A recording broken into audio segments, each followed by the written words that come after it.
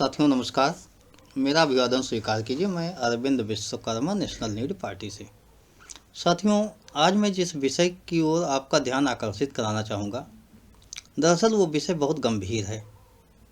आपके जीवन के अस्तित्व का विषय है, आपके अधिकारों का विषय है, आपके बच्चों के भविष्य का विषय है।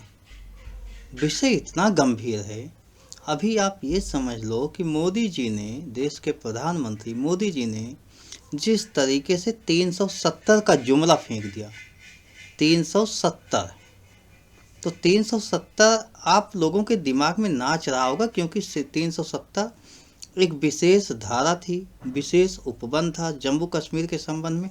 370 वो आपको बार बार दिमाग में आया था, इसलिए याद है। तो साइकोलॉजिकल कैसे आपके साथ खेल रहे हैं, आपको इसे समझना होगा। 370 इसीलिए कहा गया। दरअसल मोदी जी ने जैसा कहा कि उन्हें विशेष करना है, टर्म 3 में कुछ विशेष करना है, बहुत बड़े फैसले लेने हैं। तो बड़े फैसले जानते हो क्या लेने हैं? सबसे पहले 370 क्या है, तब मैं बताता हूँ बड़ा फैसला क्या लेने वाले हैं। 370 का मतलब हुआ 545 का 2/3, 2/3 निकाल लो, वो होता है 362। अब 362 के बाद वो मूव करेंगे राज्यसभा की ओर कि राज्यसभा में किसी तरीके से 2/3 हो जाए। उसके बाद देश में जो 30 राज्य हैं जहां विधानसभाएं हैं, वहां आधी से ज़्यादा सरकार उनकी होनी चाहिए। तब कहीं जाके संविधान के मूल ढांचे में परिवर्तन कर सकते हैं। वो मूल ढांचे में परिवर्तन करना चाहते हैं, जैसे धर्मनिरपेक्ष, इसको हटा देना चाहते हैं। SC ST को जो आरक्षण दिया गया उसको समाप्त कर देना चाहते हैं। आपके जो मूलभूत अधिकार हैं उसे समाप्त कर देना चाहते हैं, क्योंकि तभी आप गुलाम के गुलाम बने रहोगे। SC ST OBC को कहते हैं ना, जूतों की नोक पे तभी वो रख पाएंगे। वैसे अभी भी रख रहे हैं। आप देख लो, जितनी सेंट्रल यूनिवर्सिटी है उसमें उनके प्रोफेसर्स को देख लो, लेक्चरार को देख लो, जितने भी उसमें टीचर्स हैं, चांसलर हैं, सबको देख लो। SC ST OBC का कोई मिल जाए तो आप देख के आओ, बताओ मुझे। आप देखते चले जाओ। चश्मा क्यों ना मोदी जी वाला लगवा लो, 2 लाख रुपए वाला, लेकिन नहीं दिखेंगे। आप ये समझ लो, मोदी जी 10% आरक्षण देते हैं गरीब सवर्ण को, कोई बात नहीं, लेकिन 10% के हिसाब से आरक्षण में जो सीटें होती हैं वो OBC की 27% से ज़्यादा होती है। ये कौन सी मैथमेटिक्स है? मैथ के अगर कोई एक छोटा सा बच्चा होगा वो भी जान रहा होगा कि 10% कम होता है, 27% ज़्यादा होता है। लेकिन जो नौकरियां निकल रही हैं, विज्ञापन देखा जाए तो 10% वाला ज़्यादा सीट होती है, 27% वाली कम होती है। तो क्या सरकार करने जा रही है, इसको आप समझिए। पहले वो आपके अधिकारों को छीनना चाहती है। मैं जानता हूँ कि यह उसके बस की बात नहीं, क्योंकि वो मैक्सिमम आज तक जो सीटें कभी भी जीती होगी उनकी संख्या ही मिलाकर 343 के आसपास होती है। तो उससे ज़्यादा कैसे जीत लेगी? मैं जानता हूँ नहीं जीत पाएंगे। ये तो सभी एजेंसियों को लगाकर अपनी सरकार बचाना चाहते हैं, नहीं तो स्थितियाँ ये हैं कि वो 150 से 200 के बीच में ही सिमटने वाले हैं। लेकिन सभी एजेंसियों का दांव पेंच अभी चलेगा। रुपया उनके खाते में खूब है, रुपया बटेगा। आप अपने स्वाभिमान के साथ खिलवाड़ करोगे। रुपया लेकर अगर भूल गए, कहीं दारू के नशे में चले गए, तो समझ लो वो वोट पा गए। तो आपको ये याद रखना होगा। दरअसल मोदी की जो नीति है वो नीति ऐसे है कि नेपाल ने चाइना से कहा हमें बम दे दो, बहुत ज़रूरत है, क्योंकि बगल इंडिया है। चाइना ने दे दिया, नेपाल ने चाइना पर बम फेंक दिया। एक आदमी गया लोहार के पास, फरसा बना दो, लोहार ने फरसा बना दिया। अब लोहार के घर वालों पर ही फरसा लेकर टूट पड़ा।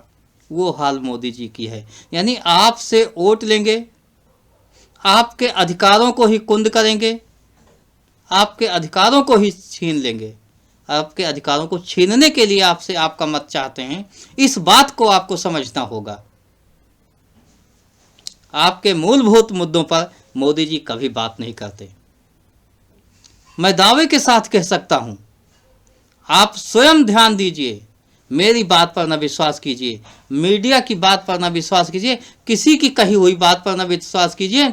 2014 में शपथ लेने के पहले जो मोदी जी थे, उन्हीं मोदी जी के वीडियो उठाइए, सुन लीजिए, और आज जो हुआ उसको देख लीजिए।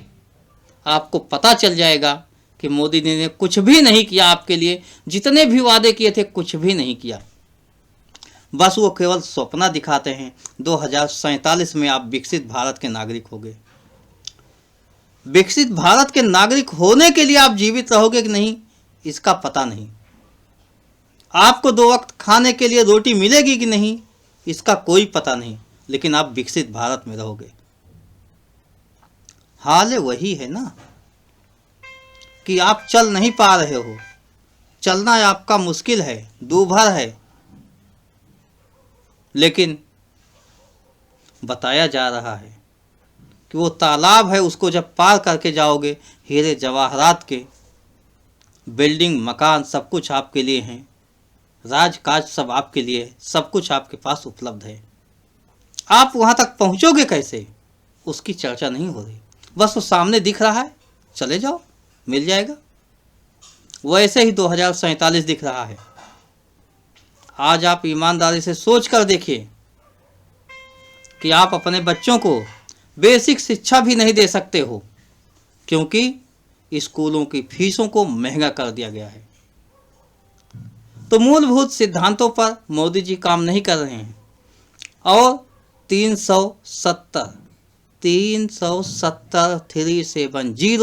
जो कह रहे हैं, वो खाली आपके दिमाग को डाइवर्ट करने की कोशिश है, प्रभावित करने की कोशिश है। 370 तो संभव ही नहीं को पा जाएं। श्योर हूं कि वो 150 से 200 के पीछे ही सीटें पाएंगे, इससे ज़्यादा नहीं पाएंगे। वो अलग बात है कि विपक्षी जो पार्टियां थी, उन्होंने आपके साथ अत्याचार किया, लेकिन पाप का घड़ा अब ज़्यादा भर चुका है।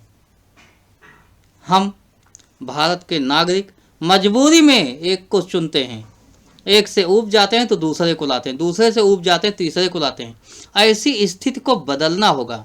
ऐसी स्थिति को बदलने के लिए आपको नए सिरे से सोचना होगा। आज तक सत्ता में रहे जितने भी राजनीतिक दल हैं, उनके विकल्प के रूप में आपको सोचना होगा।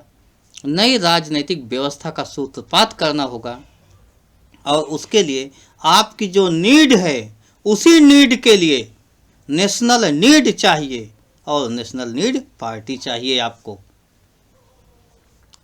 तो आपकी नीड तभी पूरी होगी जब नेशनल नीड वो बन जाए। यानी आपको 2 वक्त की रोटी नहीं मिल रही है, तो राष्ट्र की नेशनल नीड होनी चाहिए। यानी राष्ट्र के सभी लोगों को 2 वक्त की रोटी मिलनी चाहिए। आपके बच्चे अच्छी तरीके से नहीं पढ़ पा रहे हैं, तो आपके ही नहीं, आप जैसे बहुत से लोग होंगे, उनके बच्चे उच्च शिक्षा नहीं ग्रहण कर पा रहे हैं। वही तो नेशनल नीड है। इसीलिए नेशनल नीड पार्टी ही आपके जो बेसिक ज़रूरतें आपकी हैं, उसको पूरा करने के लिए आगे बढ़ेगी और कमियों को दूर करेगी। अभी पार्टी का विस्तार चल रहा है।